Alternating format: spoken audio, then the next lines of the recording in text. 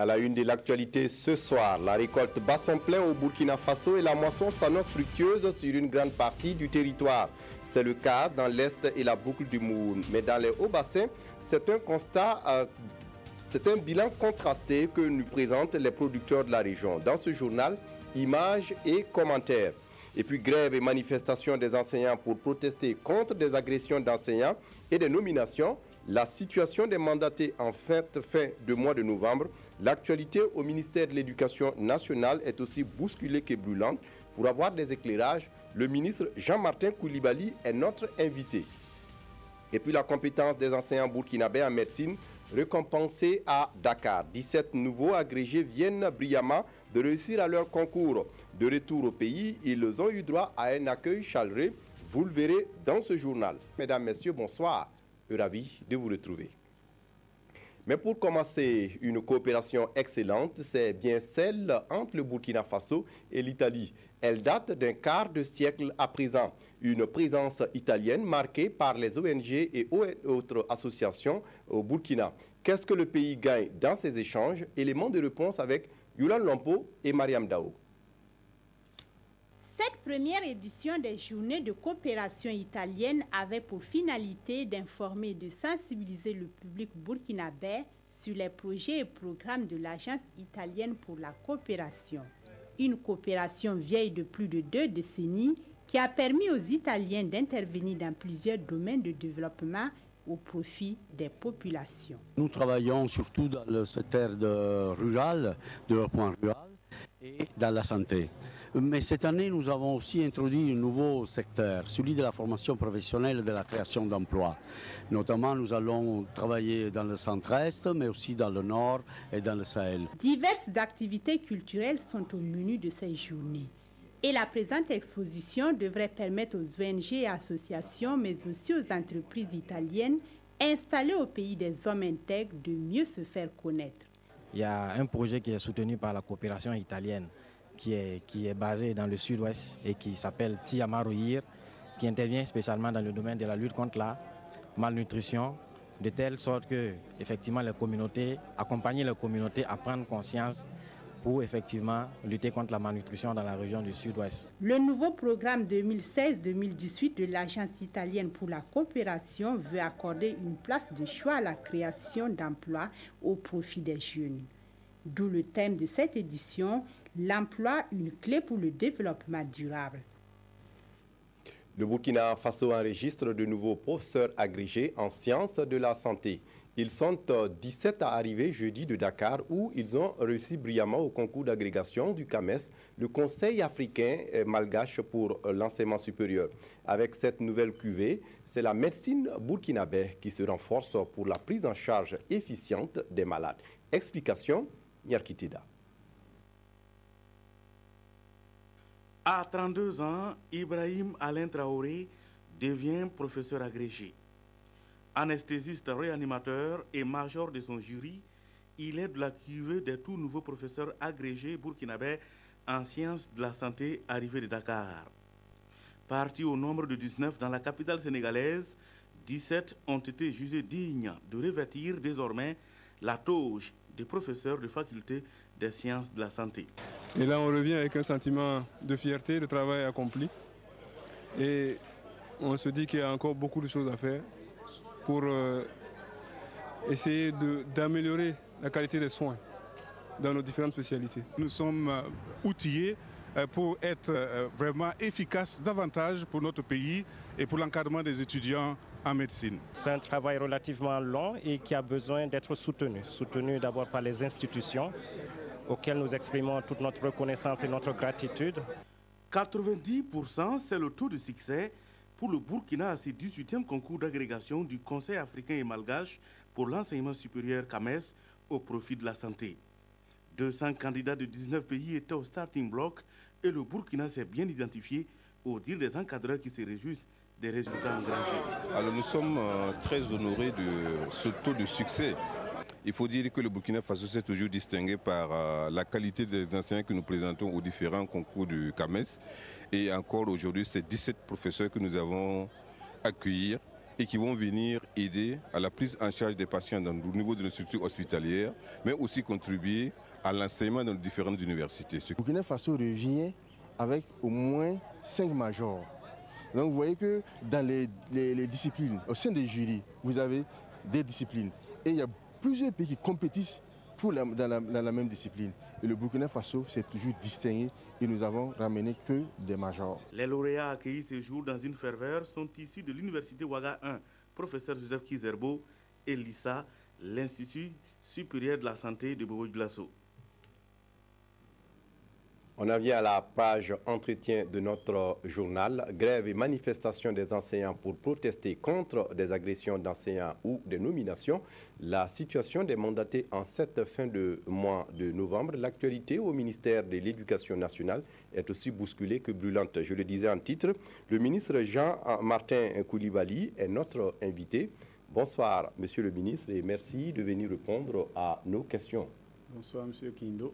Oui, et juste une réaction à propos de ces agrégations. 17 agrégés en médecine, du renfort pour la médecine burkinabé, une satisfaction pour le gouvernement dont vous faites partie. Une très grande satisfaction, je dois le dire, et dire que cette satisfaction, c'est le couronnement de l'ardeur au travail, de l'engagement, et c'est ce que le gouvernement veut promouvoir. Il faut que les Burkinabés sachent que on ne peut réussir que par le travail et encore le travail. Donc je voudrais ici très chaleureusement féliciter les lauréats et les souhaiter bon vent, qu'ils réinvestissent ces connaissances-là au profit de meilleurs soins pour les populations.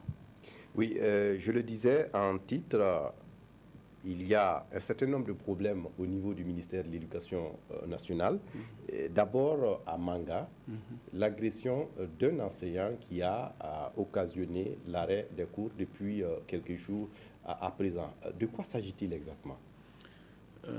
Il faut dire que c'est vraiment une situation proprement regrettable, un acte inqualifiable, que le gouvernement voudrait condamner vraiment avec toute énergie, parce qu'il n'est pas admissible qu'un parent d'élève de surcroît lève la main sur un enseignant, quelles que soient les raisons qu'on pourrait avancer.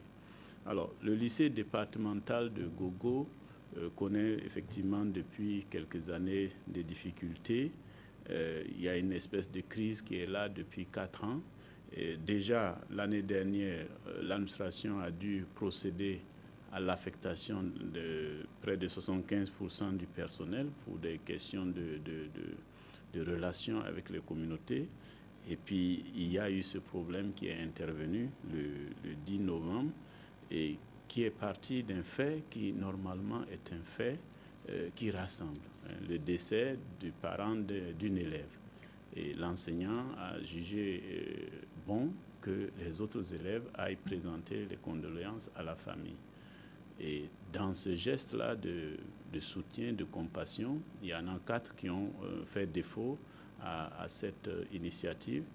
Et il a été demandé à ces 4-là d'expliquer à l'administration les raisons de leur absence. Comme il y avait peut-être pour certains pas vraiment de motif valable, bon, une des élèves est allée voir ses parents pour en parler et le parent a débouché à l'école pour invectiver, semble-t-il, donc des injures à l'endroit du personnel. Et c'est ensuite que ce parent a rencontré le professeur principal, initiateur de l'activité au marché. Dans les échanges, ça a dérapé et effectivement, il en est arrivé, en tout cas selon ce que dit le rapport, à porter la main sur l'enseignant. Je voudrais ici rappeler que depuis l'installation du gouvernement, je n'arrête pas de répéter que la question de l'incivisme, ces questions-là, ce ne sont pas seulement des questions de l'école, c'est aussi des questions des adultes.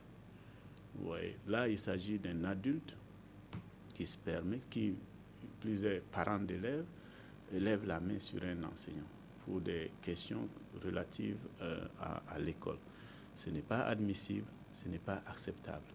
Maintenant, il faut aussi, à côté de ça, je voudrais inviter les enseignants à entendre aussi l'appel qui leur a été lancé par la communauté qui est de là-bas, parce que très rapidement, les responsables coutumiers, religieux, le curé, l'imam, le chef coutumier ont pris à bras le corps le problème. Ils ont exigé que le parent en question présente des excuses publiques, reconnaisse qu'il n'a pas agi correctement. Et je crois que nonobstant tout cela, c'est aussi dans les rapports humains, c'est des choses qui arrivent.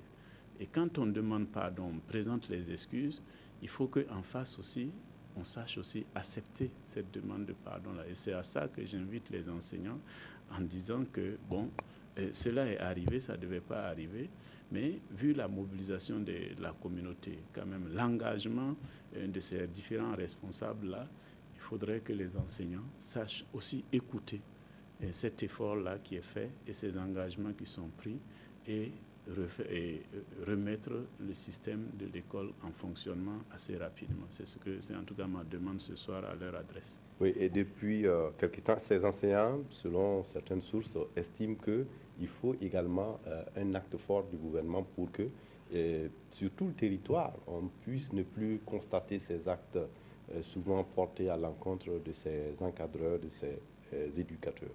Je voudrais dire à ce sujet, c'est quelque chose qui est collectif. Un gouvernement ne peut pas décréter quelque chose. Il y a des règlements et des lois qui sont là, qui protègent l'ensemble des citoyens. J'ai d'ailleurs ouï dire que l'enseignant en question a porté plainte contre le parent qui l'a violenté et les textes lui permettent de faire ça. Au-delà de ça, je vois difficilement un gouvernement prendre d'autres mesures qui vont au-delà de ces textes qui existent déjà. Ce que je dis, c'est d'inviter les parents que nous sommes à accompagner d'une autre façon les enseignants à qui nous confions l'éducation de nos enfants. Nous devons être des partenaires de proximité de ces enseignants, discuter avec eux, avoir le souci de comment ça se passe entre eux et nos enfants, et donc améliorer nos relations avec eux. C'est une délégation que nous faisons à l'école de prendre une partie de la responsabilité qui est la nôtre. Nous devrions avoir d'autres rapports avec les enseignants, et c'est à ça que j'invite vraiment tous les parents du Burkina.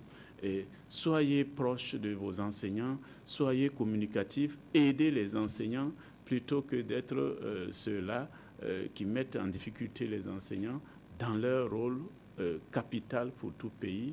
Je rappelle que l'éducation, c'est le fondement du développement de tout pays.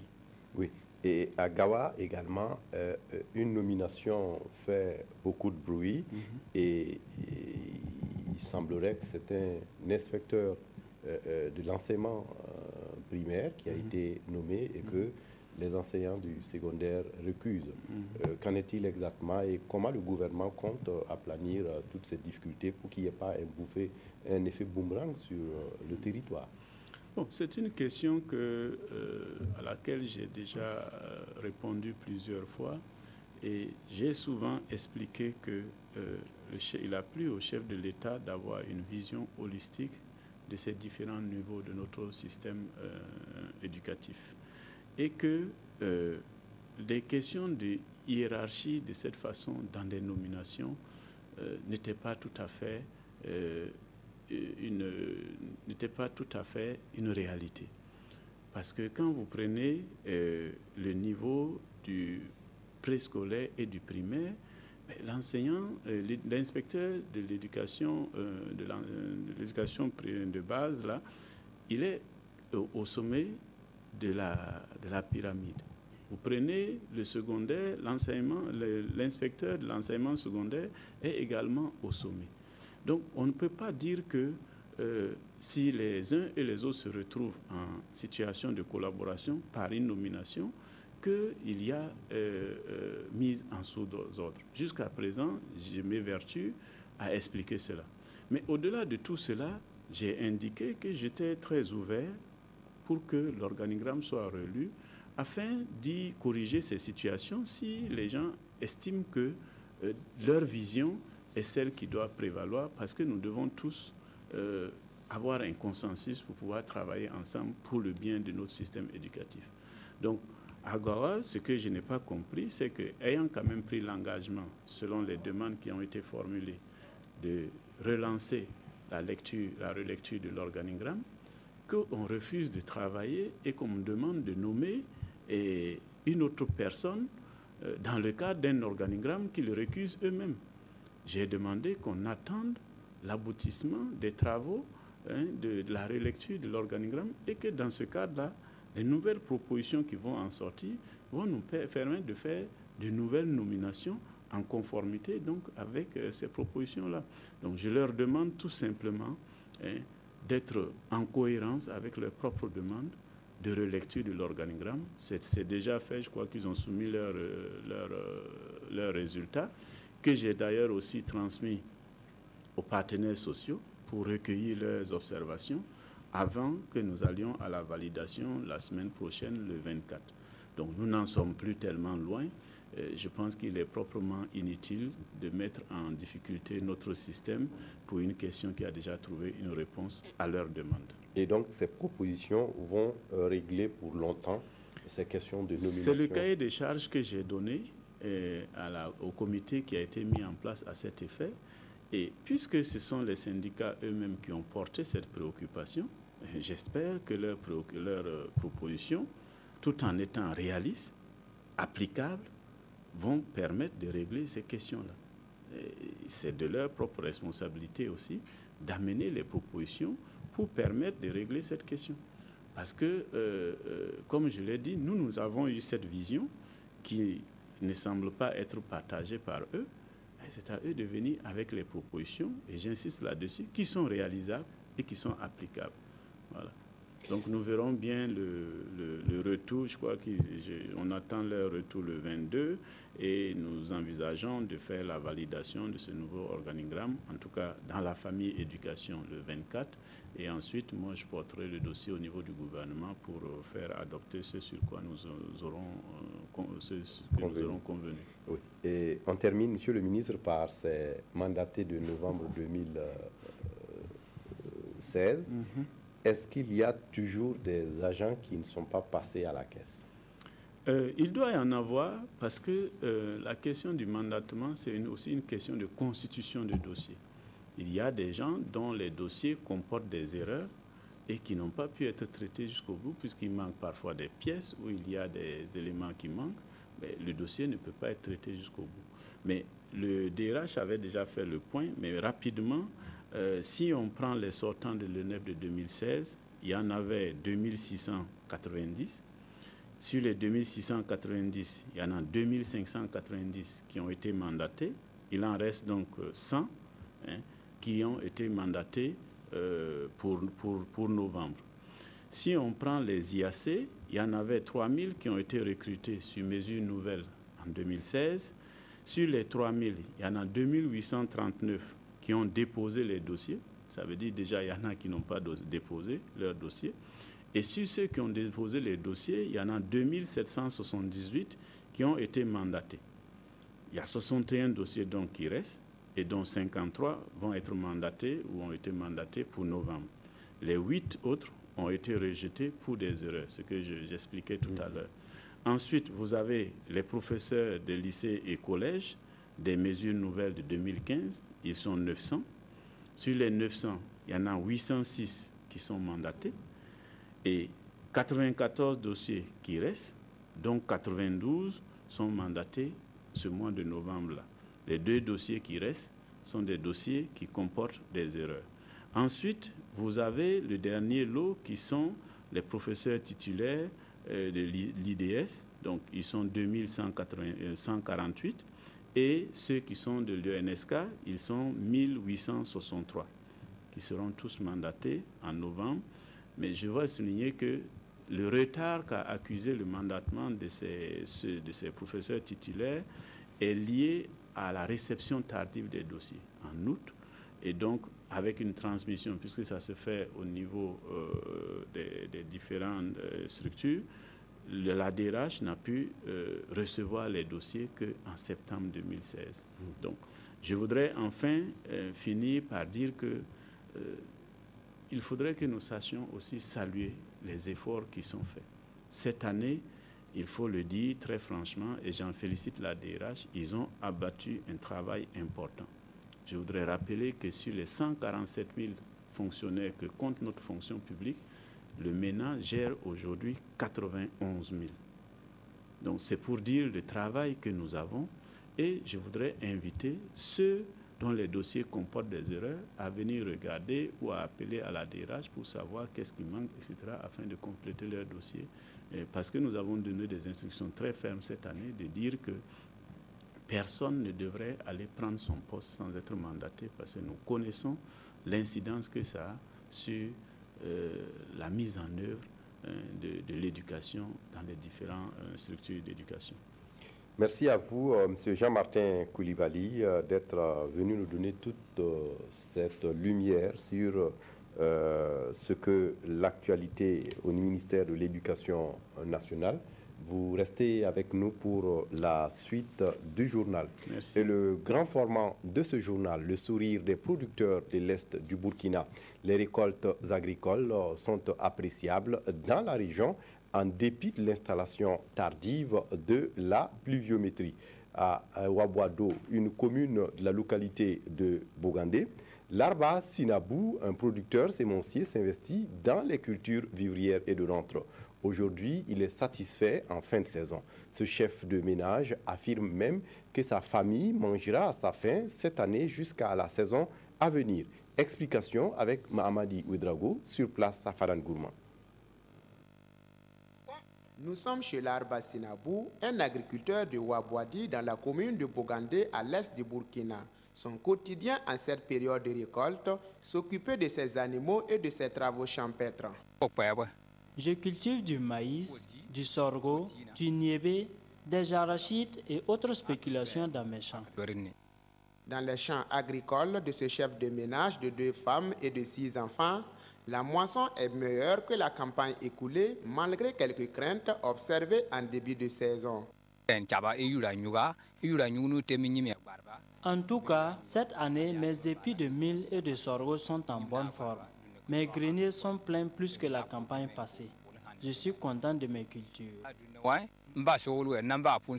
Grâce à l'agriculture, ce quinquagénaire ne manque pas de quoi assurer les besoins alimentaires de sa famille et combler le cortège des événements socioculturels comme les funérailles et les fêtes coutumières. La moisson est également utilisée à d'autres fins. Grâce à l'agriculture, ma famille mange à sa faim. J'arrive à s'occuper des frais de soins et de scolarité de mes enfants. J'ai pu payer une vingtaine de bovins et de moutons, les vélos des enfants et ma moto. Sur mon lopin de terre, j'ai récolté 5 plats de petits pois, une trentaine de sésames. Pour les arachides, les récoltes se poursuivent, mais je compte avoir plus de 6 sacs. Souvent, je vends ces récoltes pour payer mes vêtements et des animaux. Parfois, j'aide mon mari pour les frais de scolarité des enfants. Cet exploitant agricole, qui pratique une agriculture intensive, bénéficie d'un encadrement technique des agents de l'agriculture de Bogandé depuis 3 saisons. On les apprend en tout cas à faire les ailes, voilà, et les demi-lunes, voilà, aussi en tout cas les cordons pierreux, pour en tout cas récupérer l'air sol. Comment il faut appliquer les engrais minéraux, la fumure organique, tout ça là en tout cas on les apprend. Larba Sinabou confie que les producteurs convertis aux nouvelles techniques culturelles pourraient augmenter plus leur production si les difficultés liées au stockage des récoltes, à l'accessibilité des intrants agricoles et à l'écoulement des produits sont levées. Sentiment de joie à partager aussi dans la boucle du Mouhoun. La moisson s'annonce fructueuse. À Massala, un village de la commune d'Edougou, la famille d'Akio compte récolter plus de 7 tonnes de céréales, une production qui dépasse le stade d'une simple consommation. Constat avec Karim Ouedraogo sur place à Dédougou. Il est 7h30 à Massala, un village situé à environ 8 km de Dédougou. Isiaka Dakio s'apprête à rejoindre sa famille au champ pour les récoltes. Aujourd'hui, ses frères et connaissances ont décidé de lui donner un coup de main. Une fois au champ, pas de temps à perdre. Tout le monde s'est mis au travail. On a commencé les récoltes fin octobre. Donc on quittait à la maison, au plus tard c'était 7h, 7h30. Voilà. Donc si c'est dans la soirée, au retour, ça c'est 17h30. Bon, le maïs, il est mis là, le maïs même ça c'est bien, presque à Dieu, ça va finir aujourd'hui. Ça va se finir aujourd'hui. Le maïs, ce petit sorgho là aussi, bon, demain, on va aller enlever ça aussi. Voilà, ça va finir demain aussi. Issaka Dakio travaille avec son frère cadet, tous deux mariés. Leur champ est à environ 5 km de leur habitation. Sur une superficie de 8 hectares, ils attendent plus de 7 tonnes de céréales. La saison de cette année en tout cas, bon, dès qu'ils ont commencé, il y a eu des inondations. Voilà, bon, vers chez nous, bon, il y a des côtés, sur mon champ de coton en tout cas, il y a eu une inondation là-bas, mais ici c'est au niveau des maïs et sorgho et sésame là, bon, en tout cas là-bas, il n'y a pas de problème. Ça a bien donné. Donc, quant au maïs en tout cas, bon, comme la pluie, bon, c'est un peu, ça c'est bien donné. Il tire vers 120. C'est ce que j'estime. 120 sacs. Voilà, sur les sacs de Shangan boîte. Voilà, parce que j'ai déjà fait passer quoi. Voilà, donc si c'est le sorgho là, ça va, ça peut vouloir les 18 sacs. Voilà, et le sésame, 4 sacs. La famille Dakio ne cultive pas uniquement pour consommer. Et c'est au mois de mai, à l'approche de l'hivernage, qu'elle procède à la vente. Mais avant, il faudra bien conserver ses céréales. Bon, le sésame, c'est pour vendre, et puis le mil aussi. Bon, pourtant, bon, le maïs qu'on a fait là, bon, on ne peut pas tout manger, quoi. Donc, il y aura un stock, on va vendre. Le mil, en tout cas, c'est pour vendre. Si on fait le mil, c'est pour vendre. Voilà, c'est comme ça. Le sésame aussi, c'est pareil, ça, c'est pour vendre aussi. Tu vois, le mil même, c'est pas un peu chiché. Bon, comme tu es trop pressé, tu bats ça, tu mets dans les sacs. En tout cas, 2 ou 3 mois comme ça va commencer à se gâter.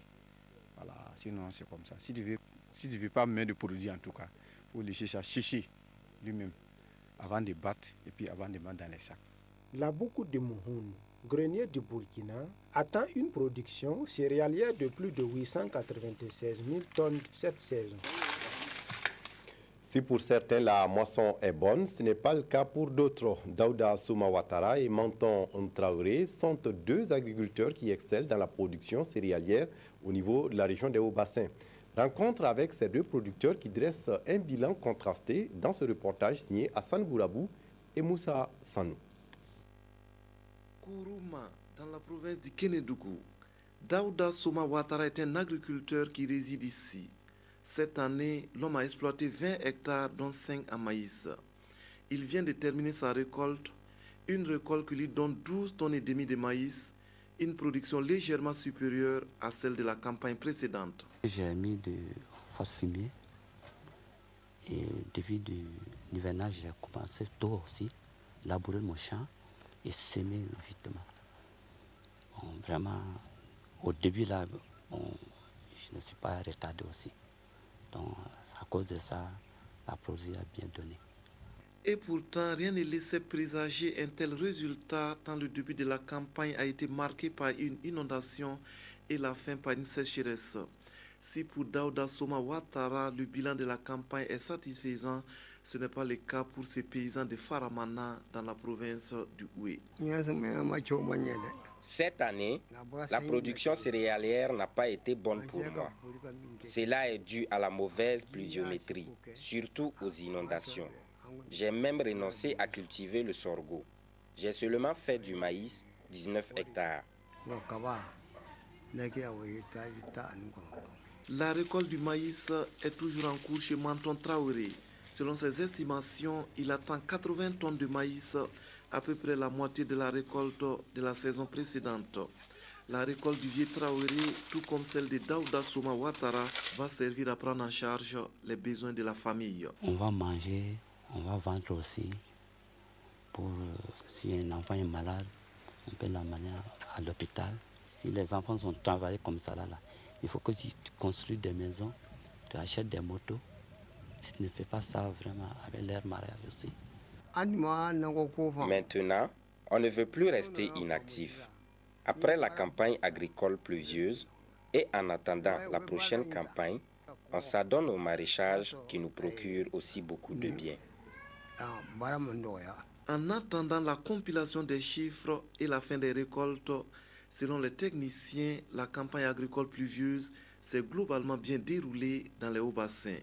À la campagne précédente, cette région était la première dans la production céréalière avec plus de 800 000 tonnes. Et c'est dans ce contexte qu'une unité de production sémencière fait ses débuts à Bamon dans la province du Houé. L'œuvre est de la coopération allemande à travers le projet Possible, le projet Centre d'innovation verte. Avec cette innovation, Nafaso, l'entreprise bénéficiaire, pourra couvrir les besoins sémencières de toute la sous-région ouest-africaine. Le film de la cérémonie avec Ahadi Sandamba. C'est une unité mobile de traitement et de conditionnement des semences qui est présentée ici aux entrepreneurs sémenciers et producteurs agricoles venus du Bénin, du Ghana, du Mali, du Nigeria, du Togo et bien entendu du Burkina Faso. Un appareil qui sert à nettoyer, à calibrer et à trier les semences agricoles. Et pour cette séance de démonstration, c'est du sésame qui a été traité et conditionné à des fins de semences. Une technologie rendue disponible grâce à la coopération allemande via le PROCIV, le projet Centre d'innovation verte. On a vu que le Burkina Faso est capable de produire un riz de qualité, compétitif avec les importations. Pour ça, il faut maîtriser toute la chaîne. Et au cœur, il y a la question des semences. Seulement les semences saines produisent aussi un riz paddy de qualité. Technologie de dernière génération en la matière, l'unité est à la disposition de l'entreprise de production sémencière Nafaso de Burkina Faso. Nous avons eu à traiter des semences et nous l'avons remis effectivement dans cette machine et nous avons vu des déchets sortir qui nous ont vraiment surpris. Parce que quand on l'avait traité, on ne voyait rien. Et quand nous l'avons remis dans la nouvelle machine, nous avons vu énormément de décès. L'appareil a une capacité de production estimée à 30 tonnes de semences par jour. Une production qui pourra satisfaire aux besoins en semences de la sous-région.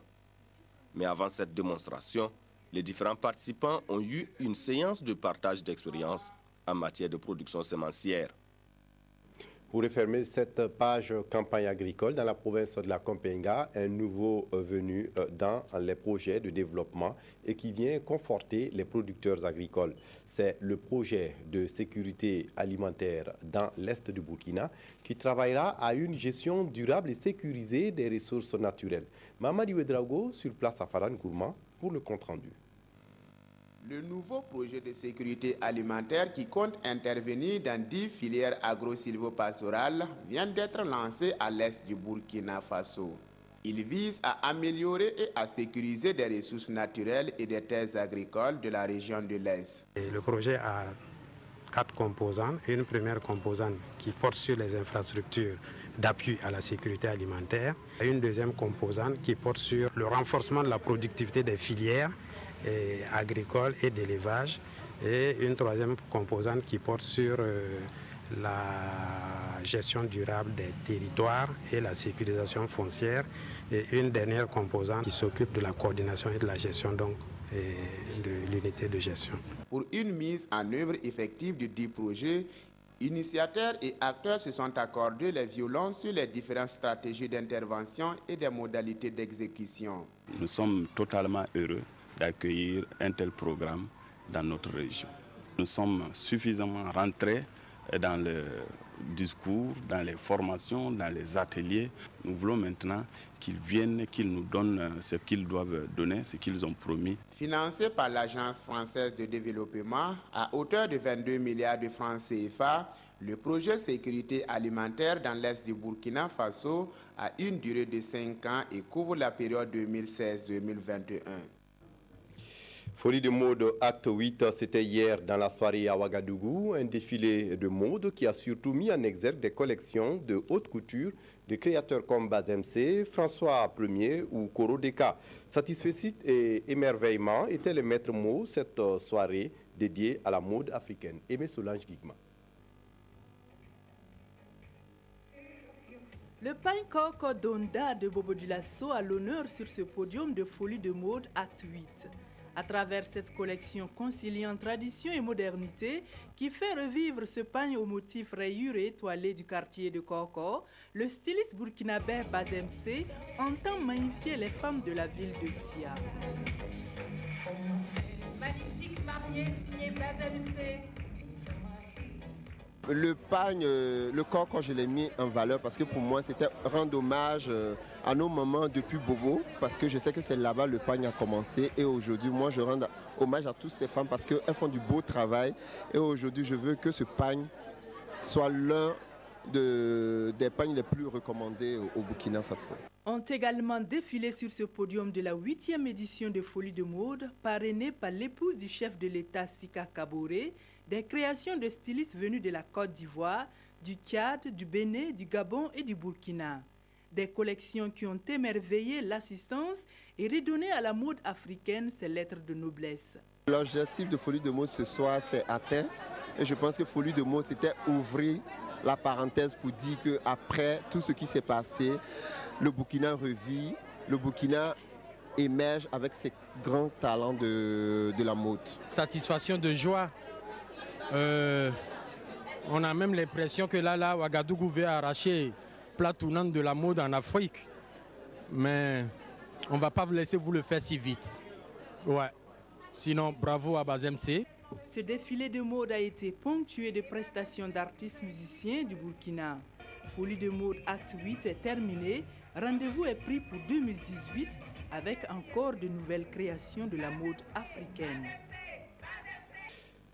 Dimanche Sport à présent, je reçois Mahamadi Wena du service des sports. Wena, bonsoir. Bonsoir Fousseni. Merci de venir nous donner des informations sportives. D'abord, on commence par le sport pour tous, le Matedesi qui remporte la coupe du ministre des Sports en volleyball. Oui, c'était en volleyball et le ministère de l'administration territoriale et de la décentralisation et de la sécurité qui a remporté pour la deuxième fois ce trophée alors que nous allons voir les images. Et il faut dire que le Matedesi qui est ici en rouge et bleu était le détenteur du trophée et cette équipe du ministère de l'administration territoriale a battu la présidence par le score de 3-7 à 1.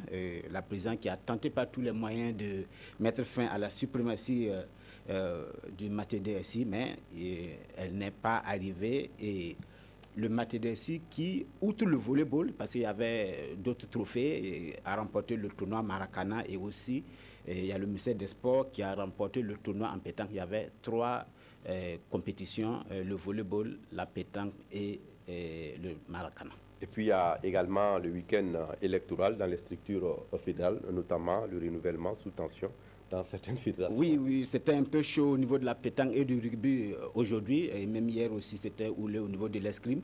Et malgré ces débats houleux, Maké Kaboré remplit pour 4 ans au niveau de la pétanque. Au rugby, c'est Roland Boro, la première femme pour le moment présidente des fédérations qui prend les commandes pour 4 ans. Et elle était âgée dans l'ancien bureau. Et il y a aussi au niveau de l'athlétisme où Francis Frédéric Sidibé a été reconduit, tout comme au taekwondo avec Tiembo Zongo. Et au niveau de handball, c'est Stéphane Kendelbero qui succède à Alain Patrick Paré. Et tout cela sera développé dans le magazine des sports demain. Magazine des sports qu'on retrouvera autour de 21h. Merci à vous, Mamadou Wena, d'être passé nous donner cet éclairage. À dimanche prochain pour un autre week-end, un dimanche de sport. Merci à vous. Voilà, et puis pour terminer cette page triste, Adama Ouedraogo, notre collègue décédé avant-hier, conseiller en sciences et techniques de l'information, repose désormais au cimetière de Tabtenga. La levée de corps a eu lieu cet après-midi à la morgue de l'hôpital national d'Algado Ouedraogo, suivi de l'enterrement. Zumbaviel Dabiré a assisté à ses obsèques. C'est ce vendredi 18 novembre 2016 que la flamme de notre confrère Adama Ouedraogo s'est éteinte. Le jeune ingénieur de son, précédemment en service à la télévision nationale du Burkina, est décédé des suites d'une longue maladie au centre hospitalier Yalgado Ouedraogo à l'âge de 34 ans. Adama Ouedraogo a été accompagné ce dimanche au cimetière de Tabtenga par de nombreux parents, amis et collègues. Adama Ouedraogo, vos collègues et supérieurs retiennent de vous un collaborateur affable, disponible, dévoué et plein d'initiatives. Vous nous quittez au moment où votre maison, la RTB, a besoin de tout son personnel pour relever des défis nouveaux. Votre départ constitue donc une grosse perte pour nous. Travailleur infatigable, toujours disponible, ses collaborateurs gardent de lui des souvenirs inoubliables. C'est un cadre travailleur, humble. C'est quelqu'un qui ne se fatiguait pas de poser des questions à ses aînés pour mieux comprendre et pour mieux collaborer avec le reste du service. On est vraiment sous le choc et tout ce que nous pouvons lui souhaiter, c'est que son âme repose en paix. Voilà, que vraiment la terre lui soit légère. Adama Ouedraogo laisse derrière lui une veuve et une fillette inconsolables. Paix à son âme. C'est tout pour ce journal. Merci de votre attention. Très bonne suite de programme sur la RTV. Au revoir.